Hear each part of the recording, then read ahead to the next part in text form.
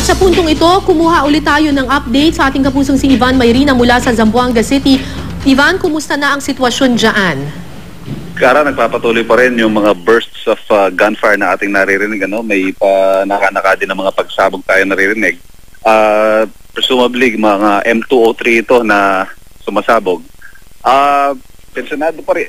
Ewan ko kung naririnig nyo. Ayan, meron pa rin mga pagsabog at putukan sa di kalayuan sa ating kinalalagyan. Nakausap lamang tayo ng konti galing sa City Hall papunta sa direksyon ng Santa Catalina. Ang kinatatayuan ko ngayon yung tapat ng nagsarang Zamboanga City Medical Center. War zone ito ngayon. Nakakubli naman tayo at naririto ang mga kasama natin dito, mga kawani ng Philippine Army. Okay. Ivan, wala naman. Yes, go ahead. Ivan, itong Santa Barbara at Santa Catalina, dito nakakonsentrate ngayon yung bakbakan.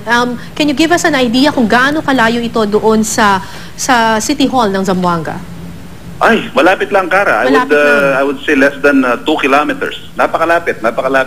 Ang mahirap nga dito sa sitwasyon ngayon, Kara, ang sabi ng ilan pa mga taga rito, hindi mo na alam kung sino ang kalaban mo dahil kung karaniwan ang mga engkwentro sa mga ganitong klaseng sitwasyon ay sa mga bundok o sa mga remote areas.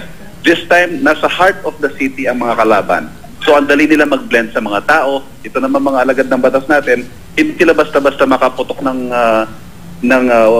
indiscriminately dahil baka maraming mga sibilyan ang madamay. So, isa yon sa limitations ng operation, ng military operations dito ngayon, Kara. So, lahat ngayon ng sibilyan, as far as yung nakikita mo ngayon, nasa loob sila ng kanilang mga tahanan.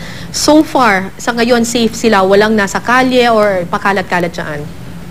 Wala, Kara. Okay. May mga mangilan-ngilan na nag-uusyoso pero naitataboy naman sila ng mga kawani ng militar. Nandun lamang sila sa isang safe place na malayo dito sa kung saan nangyayari ang mga engkwentro. Ito may tinayo na rin silang barikada dito sa Governor Lim Street.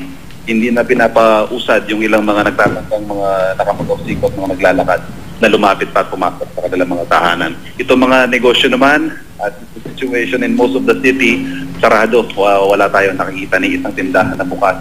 Bangko, negosyo dito na nakabukas at nag-ooperate sa mga oras na ito, Kara. Okay. Mag-iingat kayo dyan, ha? Ivan Mayrina, nag-uulat mula sa Zamboanga City.